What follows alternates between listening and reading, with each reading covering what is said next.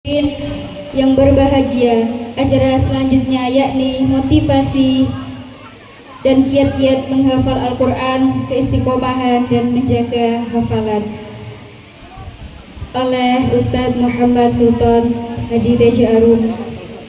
Waktu dan tempat dipersilahkan.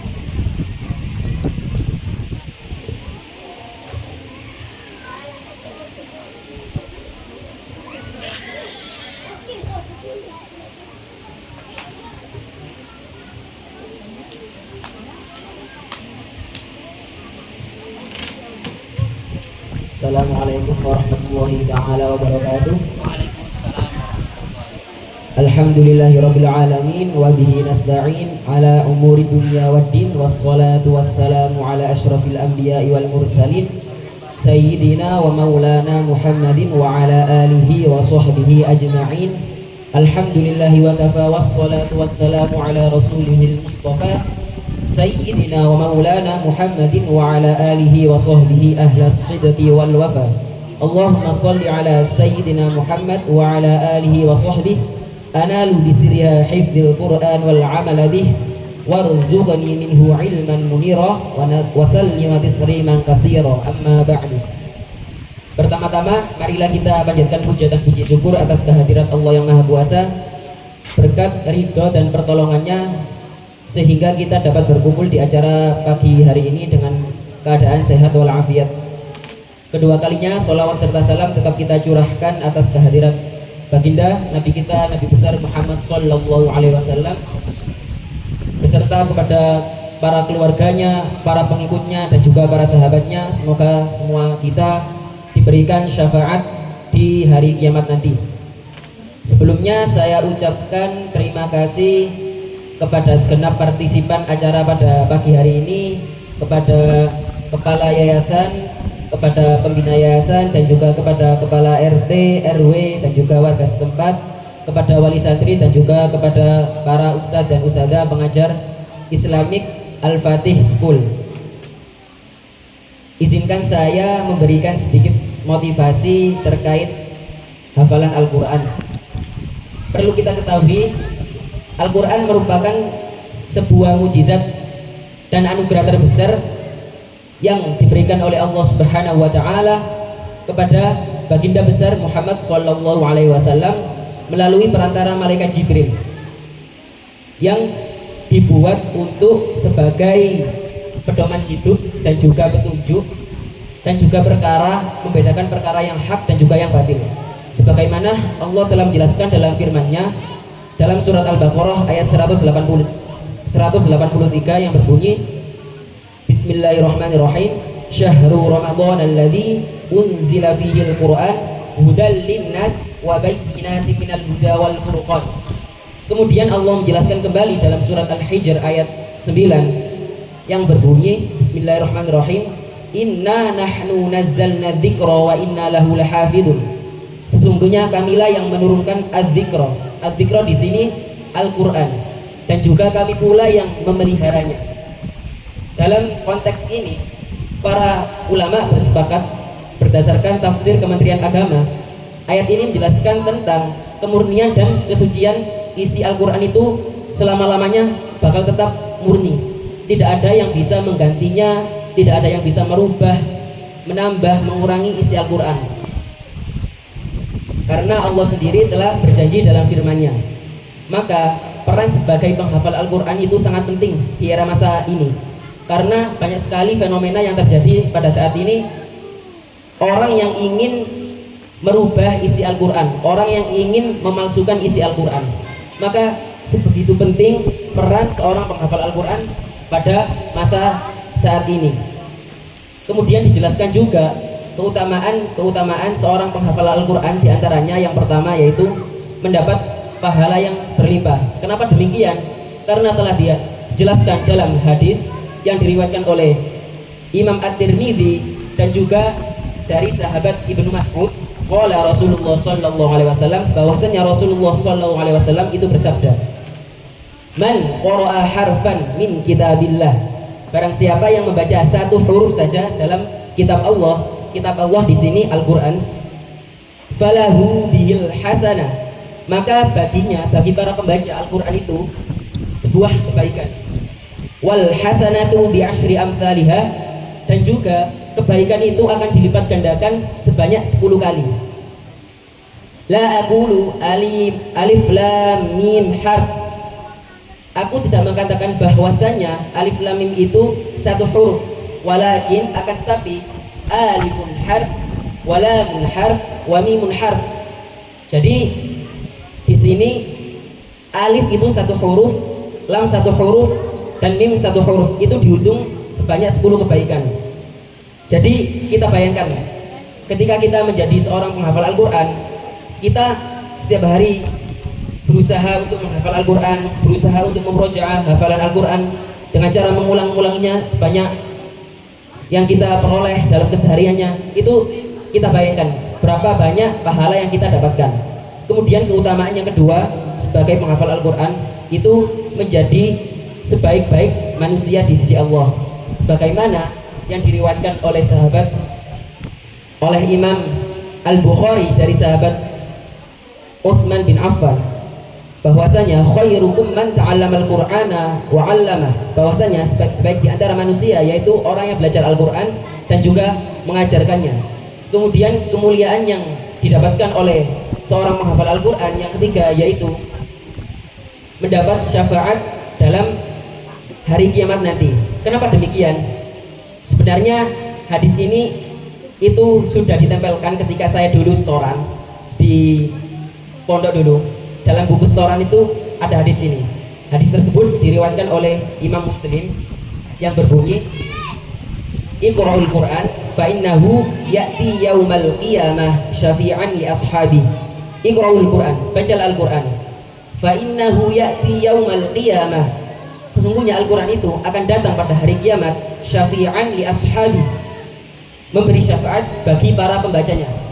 Jadi Al-Quran nanti pada hari kiamat bisa memberikan syafaat bagi para penghafal Al-Quran, bagi para pembaca Al-Quran, bagi para orang yang memang concern, orang yang ahli Al-Quran. Kemudian ahli Al-Quran ini juga diberikan kuota sebanyak 10 orang terdekat di keluarganya itu syafaat bagi para keluarganya di hari kiamat nanti. Betapa mulianya seorang penghafal Al-Quran. Oleh karena itu, mari kita kuatkan tekad, semangat kita, jadikan momentum ini sebagai momen untuk meningkatkan kualitas hafalan kita, kualitas murojaah kita, kualitas pengingat kita untuk mencari ridho Allah Subhanahu wa Ta'ala. Semoga dengan momen ini Allah selalu memudahkan langkah kita dalam proses menghafal murojaah Al-Quran dan mempelajari isi-isi Al-Quran, dan juga jadikan setiap Al-Quran ini sebagai ladang untuk mendapatkan pahala yang tak terbatas dengan cara murojaah hafalan-hafalan setiap harinya. Semoga kita dijadikan ahli Al-Quran yang lafdhon, ma'nan, wa amalan. Baik, dari saya mungkin kurang lebih seperti itu. Kurang lebihnya saya ucapkan mohon maaf atas sebesar-besarnya. Kurang lebihnya wassalamualaikum warahmatullahi wabarakatuh. Waalaikumsalam warahmatullahi wabarakatuh. Terima kasih disampaikan.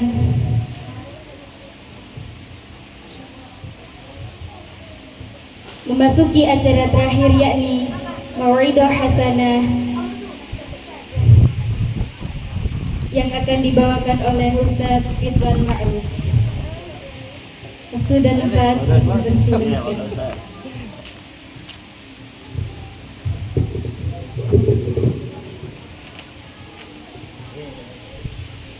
Assalamualaikum warahmatullahi wabarakatuh.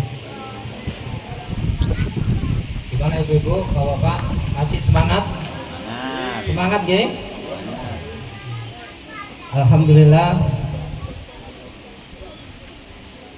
Nahmaduhu wa nasta'inuhu wa nastaghfiruh wa na'udzu billahi min syururi anfusina wa min sayyiati a'malina. May yahdihillahu fala mudilla lahu wa may yudlil fala hadiya lahu. Asyhadu an la ilaha illallah wahdahu la syarika lah wa asyhadu anna Muhammadan abduhu wa rasuluh. Allahumma salli wa sallim wa barik ala Muhammadin wa ala alihi wa ashabihi wa man tabi'ahum bi ihsanin ila yaumiddin. Pertama-tama saya aturkan rasa hormat saya kepada para alim ulama, para sepuh, para bini sepuh, kemudian juga tidak terlupakan kepada Bapak RT kami yang kami cintai, yang kami banggai, Bapak Agus, yang alhamdulillah hari ini beliau hadir sebagai mewakili dari warga dari perumahan di mana kita tahfidz Al-Quran Al-Fatih berdiri. Kemudian juga kami haturkan terima kasih sebesar-besarnya kepada para bunda, para ayah yang alhamdulillah menyempatkan pada hari ini mengikuti prosesi wisuda tahfidz Al-Quran. Dan kemudian juga tidak lupa kami ucapkan rasa terima kasih yang sebesar-besarnya kepada ketua yayasan, kemudian kepada para asatidzah dan para ustadznya yang telah bersungguh-sungguh, dan alhamdulillah mungkin ini adalah merupakan proses sejarah di mana Yayasan Insan Mulia Al-Fatih melakukan satu kegiatan yang sekarang ini baru pertama kali dilakukan pada berdirinya Yayasan Insan Mulia Al-Fatih.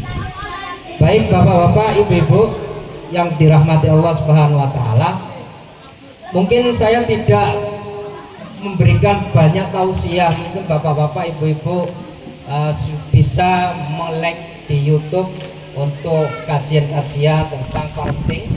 Tapi saya mungkin hari ini ingin sedikit berbagi pengalaman dan akan saya sampaikan beberapa hal yang terkait dengan perintah Allah Subhanahu wa taala dan perintah Nabi sallallahu alaihi wasallam untuk memperhatikan putra-putri kita dalam rangka untuk bisa bersama-sama dan kita nanti dibersamakan oleh Allah di surga Allah Subhanahu wa taala.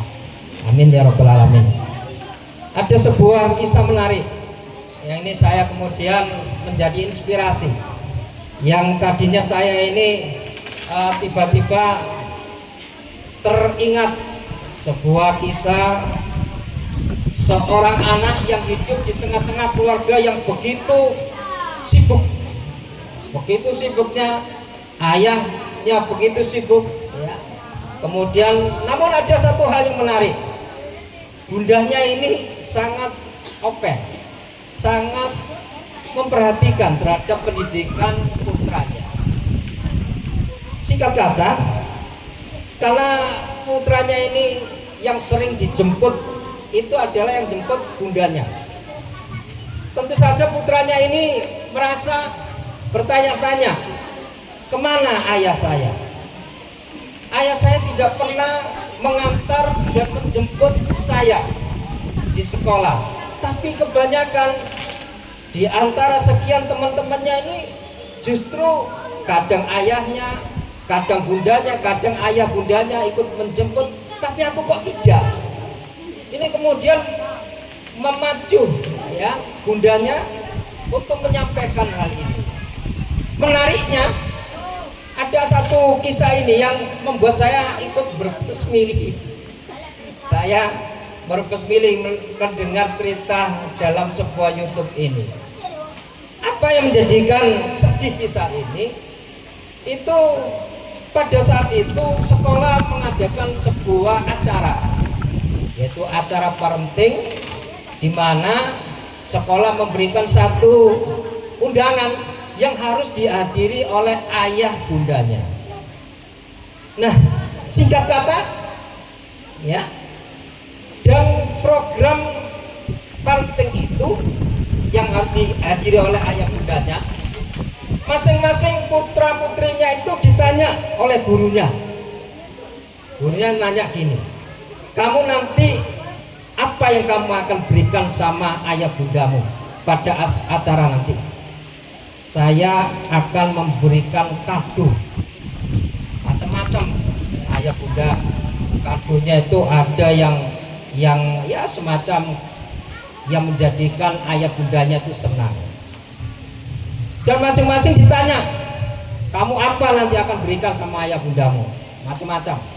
Maka terakhir si putra ini dipanggil oleh gurunya, apa yang kamu akan berikan kepada ayah bundamu kalau nanti ayah bundamu datang. Nah, ini yang menjadikan saya agak melo ya bahasanya orang sekarang ini.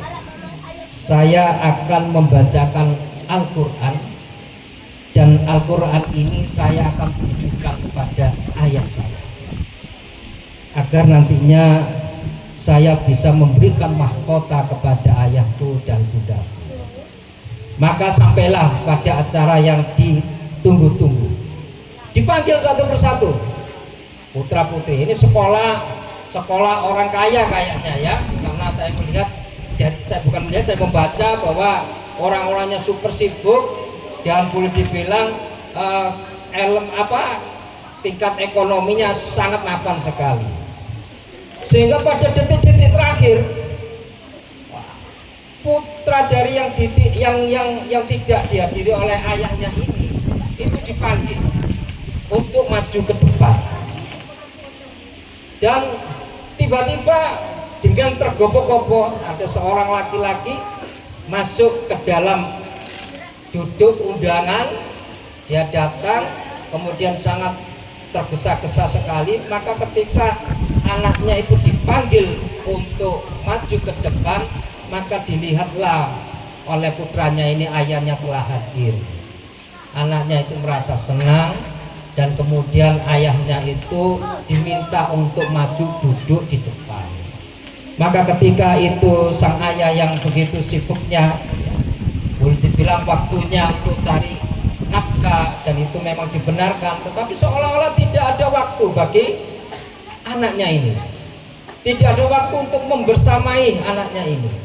Maka ketika datang ayahnya itu disuruh duduk dekat pada putranya, mungkin jaraknya seperti ini ya. Kemudian anaknya itu sebelum membaca Al-Quran, lalu kemudian putranya ini ditanya oleh sang guru, apa yang kamu akan hadiahkan kepada ayah bundamu? Lalu sang putranya ini menyampaikan dengan nada datar sebagaimana anak-anak, yang mengatakan, saya akan menghadiahkan kepada ayah bundaku, yaitu ya, terima kasih. Saya akan membacakan pada ayahku, dan ini saya akan hadiahkan kepada ayah bundaku, yaitu waktu itu kalau tidak salah dia membacakan surah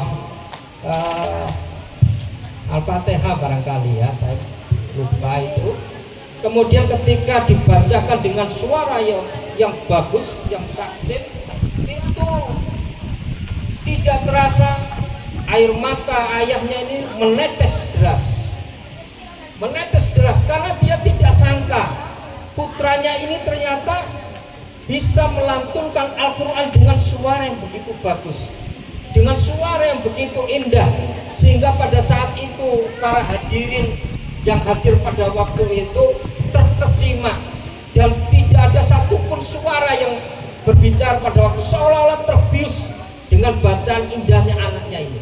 Maka pada saat itu ketika anaknya ini membacakan Al-Quran, dan sampailah pada akhirnya anaknya ini ditanya oleh gurunya, kenapa kamu menghadiahkan, padahal teman-temanmu ada yang memhadiahkan ini dan itu, ada yang memberikan kado bagi ayah bundanya, kamu kok menghadiahkan ini?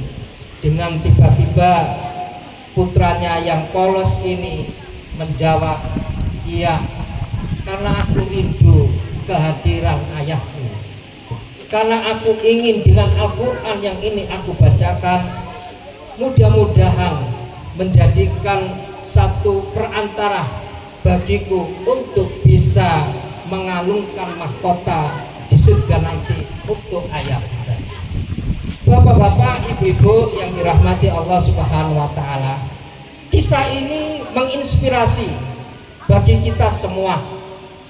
Artinya putra-putri kita yang hari ini dalam binaan, dalam pendidikan kita ini adalah merupakan tanggung jawab kita bersama. Saya sampaikan ini bapak-bapak, ibu-ibu yang dirahmati Allah Subhanahu wa taala. Insan mulia Al-Fatih ini saya sampaikan kepada para asatidahnya bahwa sekolah ini memang berbasis agama.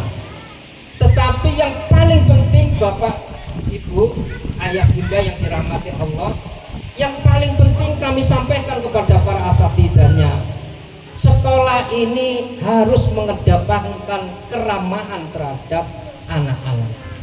Sapalah anak-anak ini, didiklah dengan cinta kasih. Karena kenapa para ayah bunda yang dirahmati Allah Subhanahu wa taala? Saya pernah menjumpai salah satu pengalaman yang pahit terjadi dengan salah seorang jamaah pengajian. Dia seorang yang sukses, pedagang lombok, pedagang empon-emponan, yang dia tuh suksesnya begitu, ya boleh dibilang hidupnya itu tidak pernah kekurangan. Satu saat Allah Subhanahu wa taala menguji. Ujiannya nggak tembre bapak-bapak, nggak ecek-ecek. Ujiannya sebegitu hebatnya sampai kalau saya ngisi ngaji, dia itu sampai nangisnya tuh dredeg, nangis di tengah-tengah jamaah pengajian saya. Dia menangis begitu. Setelah dari pengajian selesai, saya tanya, kenapa kok sampai menangis? Kebetulan waktu itu saya membawa surah An-Nahl, insyaallah. Di sana Allah Ta'ala mengatakan bahwa orang-orang yang beriman, bahwa mukmin, orang-orang yang beriman, yang dia itu melakukan amal kebaikan, baik dari laki-laki maupun perempuan, dia akan diberikan hayatan thayyibatan, kehidupan yang baik. Ketika tiba sampai kalimat hayatan thayyibatan, kehidupan yang baik, itu salah satu di antara yang hadir dalam pengajian saya itu menangis. Setelah selesai, saya tanya kenapa sampai begitu. Ternyata kalau kita mendengar seolah-olah kita tidak yakin dan tidak percaya. Jadi diuji, orang ini diuji, istrinya selingkuh dengan temannya, dan tidak seberapa lama usahanya ini bangkrut. So, begitu bangkrutnya, hebatnya tidak ada uang sepeser pun di saku. Dan yang lebih prihatin lagi, kampung Tene, putra-putranya ini anak-anak yang memiliki pendidikan yang begitu tinggi. Saya tidak sebutkan nama sebuah perguruan tinggi negeri yang ada di Surabaya. Anaknya ini kuliah di sebuah PTN yang terkenal. Saking begitu hebatnya ujian yang Allah Ta'ala berikan kepada keluarganya ini, dia datang kepada ayahnya, ya, aku mau keluar dari Islam. Saya mau keluar dari Islam. Loh, kenapa? Ayahnya sudah mulai goyah. Dan bahkan ayahnya sendiri menjumpai temannya, kalau saya boleh, saya kepingin masuk, mohon maaf saya tidak sebutkan namanya, sebuah agama non-Islam, karena sudah tidak kuatnya menghadapi sebuah ujian hebat terhadap rumah tangga yang begitu hebatnya. Saya mau masuk agama ini. Loh, kok aneh kamu? Kamu sendiri yang seperti ini kok malah kepingin masuk agama di luar Islam? Dia ceritakan, saya sudah tidak kuat. Bahkan sampai terakhir dia mengatakan Allah tidak adil kepada saya. Allah tidak adil terhadap saya. Saya diuji mulai dari usaha saya bangkrut, istri saya dibawa lari sama teman saya, anak-anak saya Mereka mau keluar dari Islam. Saya ingin keluar dari Islam. Maka pada saat itu mungkin karena begitu beratnya derita yang ia rasakan, dia sampai menangis sesenggukan di depan saya. Saya katakan, pun Pak panjenengan sabar. Panjenengan saat ini tinggal tempundi. Dia kemudian menunjuk salah satu masjid untuk tinggal di situ. Saya katakan, Bapak, untuk sementara Bapak fokus untuk ngaji saja. Karena persoalan Bapak ini terlalu berat. Dan tidak ada yang bisa memecahkan solusi ini kecuali dengan mendekatkan diri kepada Allah. Karena sudah pecah, rumah tangganya sudah kacau, anaknya sudah meninggalkan ayahnya, istrinya juga tidak kembali. Sampai pada akhirnya saya teringat salah satu sebuah ayat, mohon nanti dikoreksi Ustaz. Salah satu surah di dalam An-Nisa, nanti ibu-ibu, bapak-bapak bisa dibuka. Surah An-Nisa, surah 4 ayat 9.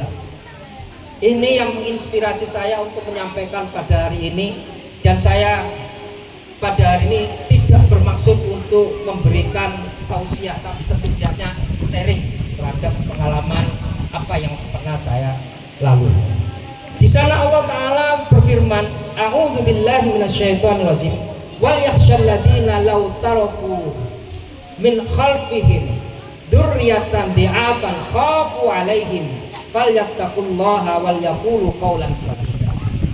Yang artinya bapak-bapak, ibu-ibu yang dirahmati Allah Subhanahu wa taala, wal yakhsha, dan hendaklah kalian itu takut, khawatir. Jadi Allah Ta'ala, bapak-bapak, ibu-ibu, mengawali ayat ini dengan kalimat wal yakhsha, dan takutlah kalian, dan berhati-hatilah kalian, dan khawatirlah kalian. Lau taraku minhum, lau taraku min khalfihim dzurriyyatan di'afan khafu 'alaihim falyattaqullaha wal yaqulu qawlan sadida. Hendaklah kalian berhati-hati, hendaklah kalian takut, hendaklah kalian khawatir seandainya kalian meninggalkan dzurriyyatan di'afan, yaitu anak-anak, kader kita, generasi kita, putra putri kita yang kemudian engkau tinggalkan dalam keadaan di'afan, dalam keadaan lemah. Khaufu alaihim, yang kamu khawatirkan atas kesejahteraan mereka. Falyattaqullaha wal yaqulu qawlan sadida, dan hendaklah kalian bertakwa kepada Allah Subhanahu wa taala, dan ucapkanlah dengan ucapan yang baik dan benar kepada putra-putri kita. Bapak-bapak, ibu-ibu yang dirahmati Allah Subhanahu wa taala, ternyata 14 abad yang lalu Nabi Shallallahu alaihi wasallam diturunkan wahyu surah An-Nisa ayat 9 ini karena ada sebuah keresahan. Maka hari ini bapak-bapak, ibu-ibu harus merasa resah, harus merasa gundah gulana. Apa yang menjadikan resah sampai-sampai Allah Ta'ala berpesan seperti itu? Dan hendaklah kalian tuh merasa khawatir, meninggalkan generasi kalian di belakang kalian itu generasi-generasi yang lemah, yang kamu takutkan kesejahteraan mereka. Maka bertakwalah kalian kepada Allah dan ucapkanlah dengan ucapan yang lembut, ucapan yang baik dan benar. Mas, ini sayang menjadikan saya merasa mentadaburi Al-Quran ini. Ternyata para ulama, para mufassirin di dalam menggali ayat ini, ternyata ada hal yang harus dikhawatirkan. Allah Subhanahu wa taala mengatakan di'afan, lemah di sini. Jangan sampai bapak-bapak, ibu-ibu, putra-putri kita ini ketika kita meninggal dunia, kita tinggalkan dalam keadaan lemah iman. Kenapa demikian? Banyak, bahkan beberapa waktu yang lalu kita dihebohkan dengan sebuah YouTube. Mudah-mudahan naudzubillah min dzalik, jangan sampai menimpa diri kita semua, keluarga kita. Seorang hafidhah Seorang hafidhah rame itu di YouTube, mungkin Bapak Ibu sudah pernah melihat seorang hafidhah, dia itu keluar dari agama Islam. Keluar dari agama Islam, jilbabnya dibuka. Ya, dia sudah tidak mau lagi pakai hijab, sudah pakai jilbab, itu pokoknya dibuka. Dan bahkan viral, dia termasuk salah satu orang yang menjadi corong bagi agama non-Islam untuk menjadikan orang-orang itu murtad terhadap agamanya dan berpaling kepada agamanya dia. Kenapa demikian? Ternyata benar. Ini mohon maaf bapak-bapak, ibu-ibu yang dirahmati Allah Subhanahu wa taala. Saya suka menulis. Tulisan-tulisan saya bisa nanti dilihat di tagar buku.id. Itu beberapa waktu yang lalu saya menulis sebuah tulisan. Dari tulisan itu kemudian saya mendapatkan satu permintaan dari orang-orang yang membaca tulisan saya, yaitu tentang seorang perempuan akan mengantarkan orang tuanya ke dalam surganya Allah Subhanahu wa taala. Kenapa demikian? Di situ saya memberikan satu arahan. Orang-orang yang dia hanya mendidik putra-putrinya dengan materi, saya garis bawahi, anak-anak kita yang didik hanya dengan cukup materi saja, memang betul materi boleh, tetapi kalau mengabaikan dalam sisi ilmu agamanya, khawatir, khafu alaihim, khawatir nanti di kemudian hari anak-anak kita yang kita tidak didik dengan agama, dia akan menjadi musuh-musuh kita di kemudian. Tidak sedikit Pak Bunda yang dirahmati Allah, betapa orang tua yang sudah sepuh ketika anak-anaknya tidak dididik dengan agama, akhirnya orang tua ini harus dititipkan ke dalam panti jompo. Tidak sedikit anak-anaknya tidak mau merawat ibunya, ayahnya, dikarenakan apa? Karena dari awal tidak dikenalkan pendidikan agama tentang pentingnya birrul walidain. Itu yang pertama. Kemudian yang kedua, hendaklah kalian khawatir terhadap generasi-generasi putra putri panjenengan nanti ketika panjenengan wafat, mereka akan kehilangan daripada kesejahteraan mereka. Di sini para ulama menyampaikan pentingnya juga selain penguatan akidah, juga pentingnya penguatan ekonomi. Di sini adalah merupakan satu gambaran Bapak Ibu harus berjibaku. Satu, harus ada memprioritaskan agama, salah satu lain agar juga konsentrasi memperkuat ekonomi. Ini saya pernah jumpai pada diri saya sendiri. Suatu hari Bapak Ibu yang dirahmati Allah, saya naik sepeda motor Bapak. Saya lewat di daerah Lebo. Di bawahnya tiang listrik remeng-remeng, ada seorang anak yang usia-usia kelas 3 SD. Setiap orang yang lewat naik sepeda motor Bapak Ibu dicegat, tapi tidak ada satupun yang mau berhenti. Tiba giliran saya, pas saya dicegat, terpapar wajahnya bocah ini dengan lampu. Itu anak usia ya kelas 3 SD. Itu saya melihat pakai ukuran, bedaknya tebal, kemudian pakai lipstik. Saya berhenti, saya tanya, seorang putri, nampaknya di tangannya itu ada ecek-ecek. Saya tanya pada anak ini, loh, kenapa kamu dek? Om, saya minta tolong diantarkan ke rumah. Loh, kamu dari mana? Saya dari Ngamen. Ya, saya dari Ngamen, bawa ecek-ecek ya. Tuh. Terus saya bonceng, Sambil di sepeda motor saya tanya, "Loh kemana ayahmu?" "Ayah saya sakit." "Kerjanya ayahmu apa?" "Ngamen, Om." "Oh, ngamen." Saya tanya lagi, "Ibumu kemana?" "Ibuku jaga ayah saya yang sedang sakit." "Ibumu kerja apa?" "Ngamen, Om." Terus saya tanya lagi, "Kamu punya saudara?" "Punya." "Kakakmu mana?" "Kakak saya juga ngamen, Om." Sampai kemudian saya urut, ternyata mohon maaf keluarganya ini pengamen. Jadi keluarganya ini suka ngamen di depan sekitar daerah alun-alun ya. Ada lampu merah, dia selalu ngamen, ya, ngamen di situ. Kemudian saya tanya, "Kamu tinggal di mana?" "Kebetulan tinggalnya ada di sekitar kita, ya, tidak jauh dari perumahan sini, ya, masih kecamatan Tulangan, bagus." Lalu saya sampaikan, "Kamu kenapa ngamen?"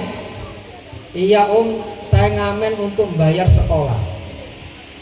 Waduh, begitu saya mendengar dia bilang begitu dan saya lihat dia pakai lipstick, ya, masih kelas 3 SD, ya, di sekolah 3 SD di daerah sana ya, saya tidak sebutkan nama sekolahnya. Sama gitu, "Loh, kamu ngamen pulang jam berapa?" "Saya kalau pulang malam." Jadi nampaknya angkutan itu kalau disetop sama putri ini tidak ada yang mau berhenti. Mungkin tidak dibayar barangkali ya. Kalau bisa turun tidak dibayar. Dan setiap orang yang dicegat untuk berhenti tidak mau. Nah, kok kebetulan saya yang dicegat, kemudian saya bonceng, saya turunkan di pintu gerbang Gerabakan karena saya rumah di Perumtas 3. Saya "Kamu di sini naik apa?" "Saya naik sepeda dan sepeda saya ini saya titipkan di parkir 24 jam. Karena saya tidak sampai hati melihat adik ini, ya apa yang saya punya di dalam dompet saya berikan kepada putri ini. Sudah, kamu ini uang untuk kamu bayar sekolah, untuk kamu jajan, untuk kamu besok kamu kalau untuk kebutuhan lainnya." Namun kemudian setelah pergi dan saya cek dari salah satu tetangga saya, "Tolong ceken hari iki jenengi iki, ceken bener nggak?" Setelah dicek, "Bener, Ustaz." Ternyata dia dari keluarga, mohon maaf, pengamen.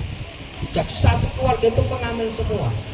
Dan inilah yang saya kemudian sampaikan di awal tadi, khafu alaihim. Hendaklah kalian sekarang itu merasa khawatir akan kesejahteraan putra putri kita. Jangan sampai kita hari ini sudah diberikan Allah Subhanahu wa Ta'ala kelebihan harta, jangan lupa untuk menabung, jangan lupa untuk menyisihkan tabungan untuk anak didik kita nanti. Karena nanti bapak-bapak, ibu-ibu yang dirahmati Allah, ke depan ini persaingannya begitu hebat. Kalau kita tidak persiapkan hari ini keyakinan putra-putri kita, untuk kita tanamkan akidah kita, untuk kita kenalkan mereka dengan Al-Quran, jangan sampai mereka nanti di kemudian hari menjadi manusia-manusia yang lemah terhadap Al-Quran. Kemudian yang kedua, yang tidak kalah menariknya, bapak-bapak, ibu-ibu yang dirahmati Allah Subhanahu wa Ta'ala, tadi sudah kita melampaui wisuda, sudah kita mendengarkan pengambilan perjanjian. Maka tidak ada ucapan yang paling berharga yang saya sampaikan kepada panjenengan, terutama pada diri saya sendiri. Tolong bapak-bapak, ibu-ibu yang dirahmati Allah, ayah bunda yang dirahmati Allah, kalau kepingin anaknya itu solih solihah, panjenengan harus mengawali menjadi orang tua yang solih dan solihah. Jangan sampai kita sebagai orang tua menuntut anak kita, "Pohon kudu ngaji, awakmu sholat," tapi ngampun tene, ternyata ayahnya sendiri tidak sholat. Ngampun tene, ternyata bundanya sendiri tidak sholat. Ini juga menjadi sebuah PR bagi panjenengan ayah bunda, bahwa untuk menjadikan anak didik kita, para santri santriwati kita, putra putri kita tidak ada lain dan tidak ada bukan lainnya lagi adalah menjadikan kita menjadi orang tua yang solih dan solihah. Ada sebuah buku yang mengatakan begini, apapun namanya sekolahnya, entah itu sekolah yang begitu mahal harganya, berbayar mahal harganya, pagi masuk, sore pulang, apalah artinya itu semua, kalau yang penting itu adalah orang tuanya. Kalau orang tuanya tidak mempersiapkan dirinya menjadi orang tua yang solih dan solihah, maka dikhawatirkan nanti, mohon maaf, biasanya kalau sudah demikian ini di pertengahan terjadi perpecahan, terjadi iftiraq, terjadi hal-hal yang tidak diinginkan, yang akhirnya anak-anak kita menjadi korban atas hal yang terjadi pada bunda maupun ayahnya. Oleh karena itu, ayah bunda yang dirahmati Allah Subhanahu wa taala, saya ingin menyampaikan pesan pada diri saya sendiri dan ayah bunda, mari kita rawat putra putri kita jaga apa yang sudah dihafalkan oleh putra putri kita. Setidaknya saya pesan kepada ayah bunda, ada waktu untuk meluangkannya, paling tidak untuk murojaah, paling tidak ada waktu barang 5 menit saja, ayahnya nyimak, putranya membaca Al-Quran, atau bundanya yang nyimak, putrinya yang membacakan Al-Quran. Kalau ini bisa kita lakukan, bapak-bapak, ibu-ibu, ayah bunda yang dirahmati Allah Subhanahu wa taala, maka sakinah, ketenangan di dalam rumah tangga kita akan terwujud. Kenapa rumah tangga hari ini, mohon maaf, saya ini parenting sering mendapatkan keluhan dari ayah atau bunda yang boleh dibilang sudah mau pada ujung akhir, ya, boleh dibilang bahasanya mau terjadi perceraian. Saya sampaikan kepada mereka, mungkin panjenengan kurang dekat terhadap Al-Quran, mungkin di antara panjenengan tidak ada satu kesamaan di dalam masalah untuk menuntut ilmu. Bapaknya sibuk dengan kerja, istrinya sibuk dengan pekerjaan sendiri, kemudian putra putrinya mohon maaf lalai terhadap pendidikan agama, sehingga yang terjadi bapak-bapak, ibu-ibu yang dirahmati Allah Subhanahu wa taala, yang terjadi adalah kondisi rumah tangga itu menjadi kacau dikarenakan sumbernya adalah dari orang tua yang tidak mempersiapkan dirinya hari ini menjadi orang tua yang solih dan solih. Jangan berharap anak kita menjadi solih solihah kalau diri kita sebagai orang tua tidak mempersiapkan diri dengan bekal ilmu agama. Karena pendidikan tidak cukup dengan materi. Bolehlah panjenengan putra putri panjenengan difasilitasi gadget, HP sudah dikenalkan, tapi apalah artinya kalau anak kita tidak bisa membaca Al-Quran? Apalah artinya anak kita tidak bisa melakukan sholat? Bahkan mohon maaf sekali lagi, mohon maaf, saya pernah bertanya, mohon maaf, kepada istri, putra putri, bunda, itu saya tanya ketika saya mengajar bab tentang toharoh, bab tentang janabah, saya pernah mendapat pertanyaan, Ustadz, kalau mandi janabah itu apakah cukup basah saja? Nampaknya ibu ini mohon maaf tidak tahu tata cara di dalam hal mandi janabah. Saya katakan, ibu, mandi janabah itu tidak sama dengan mandi biasa, Bu. Mandi janabah itu ada rukun-rukunnya. Mandi janabah itu ada syarat-syaratnya. Dan untuk tahu mandi janabah ini ibu harus ngaji. Kalau ibu tidak sudah ngaji, ibu tidak tahu bagaimana mandi janabah, karena sah sholatnya seseorang itu diawali dengan sahnya wudhunya seseorang. Lah kalau kemudian, mohon maaf, sekali lagi saya mohon maaf, kalau bunda tidak tahu cara mandi janabah, lalu apa kemudian akan diajarkan kepada putri kita? Sudahkah putri kita tahu tata cara mandi janabah? Kalau ibunya sendiri tidak tahu mandi janabah, lalu bagaimana putrinya? Dia juga tidak akan tahu cara mandi janabah yang benar. Sehingga kuncinya Bapak Ibu, sebelum saya mengakhiri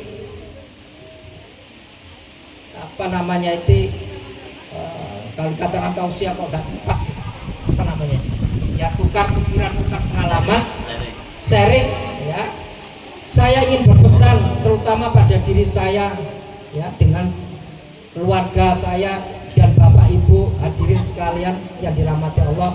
Mohon Bapak Ibu, monggo waktu-waktu panjenengan ini mari diisi dengan banyak ngaji, banyak datang ke majelis-majelis ilmu, agar kita menjadi bunda, menjadi ayah solih solihah yang kemudian kita mengatur keluarga kita itu dengan ilmu.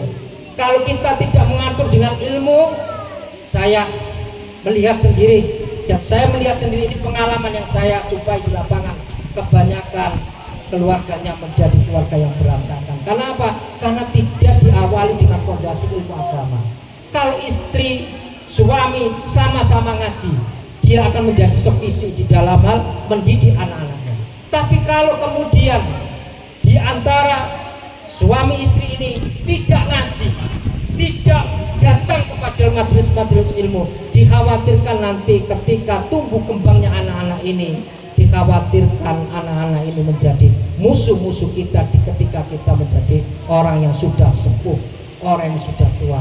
Karena kita sekarang dihadapkan dengan tantangan yang begitu hebatnya, gadget, media sosial, bahkan beberapa waktu yang lalu Indonesia dinyatakan darurat narkoba. Kemudian belum lagi pergaulan bebas, ya, tidak sedikit anak-anak putra-putri generasi putri, ya, itu mereka ketika kita buka di media sosial, mereka kebanyakan terjadi pergaulan bebas sehingga free sex, dan kemudian hamil di luar nikah. Ini seolah-olah menjadi konsumsi harian yang kita selalu membaca betapa tantangan ke depan bagi diri kita dan putra-putri kita yang akan datang. Oleh karena itu, saya selaku pembina dari Yayasan Insan Mulia Al-Fatih ingin menyampaikan beribu-ribu maaf, beribu-ribu terima kasih kepada Bapak Ibu yang telah hadir menyaksikan langsung atas acara wisuda pada hari ini. Mudah-mudahan Bapak Ibu yang hadir pada hari ini akan mendapati putra-putrinya ke depan menjadi kader-kader bagi keluarga kita untuk mengantarkan kita ke pintu surganya Allah Subhanahu wa Ta'ala. Amin ya Rabbal Alamin.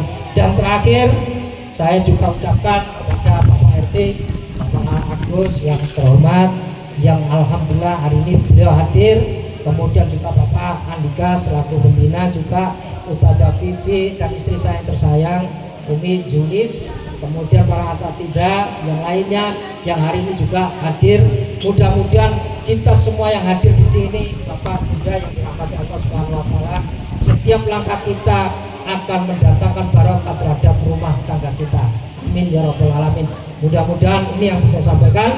Mohon maaf yang saya sampaikan jika ada tutur kata yang kurang berkenan, saya mohon maaf yang sebesar-besarnya. Mari kita berdoa, mudah-mudahan acara pada siang hari ini memberikan kepada kita perubahan, ya, di dalam rumah-rumah kita, menjadikan rumah-rumah kita rumah-rumah yang penuh dengan cahaya Al-Quran, membawa ketenangan pada diri kita dan memberikan keberkahan kepada anak-anak kita.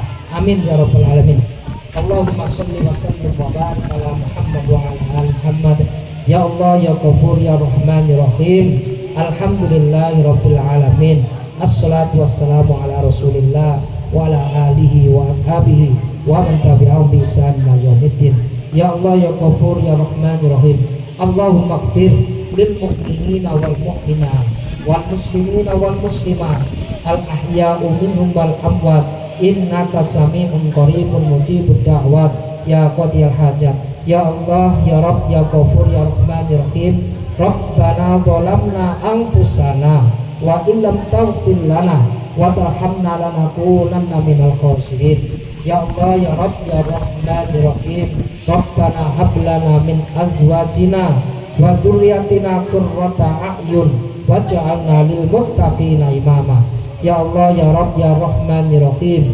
Rabbana atina fid dunya hasanah wa fil akhirati hasanah wa qina adzabannar. Subhana rabbika rabbil izzati amma yasifun wassalamun alal mursalin walhamdulillahi rabbil alamin. Al-Fatihah.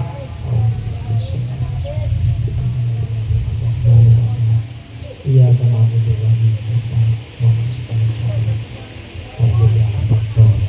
Subhanakallahumma rabbana wa bihamdika asyhadu an la ilaha illa anta astaghfiruka wa atubu ilaik. Assalamualaikum warahmatullahi wabarakatuh.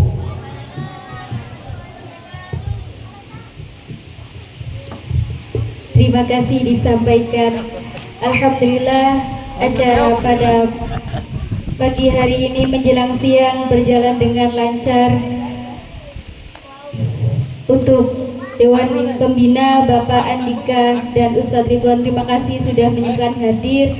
Untuk Ketua Yayasan Insan Mulia Al-Fatih Ustadz Afifi, dan untuk Pak RT Dewan Asatidzah, terima kasih untuk menyempatkan hadir. Dan untuk penguji wisuda tahfidz Al-Fatih Ustadz Muhammad Sultan Hadi Tejarum, dan tidak lupa untuk ayah bunda yang menyempatkan hadir di wisuda tahfidz angkatan pertama tahun ajaran 2025. Saya sebagai pembawa acara mohon izin pamit undur diri. Apabila ada yang kata-kata kurang berkenan, saya mohon maaf yang sebesar-besarnya. Wallahul muwaffiq ila aqwamit thoriq. Assalamualaikum warahmatullahi wabarakatuh. Ayah bunda yang ingin foto bersama Ananda dipersilahkan untuk naik ke atas panggung.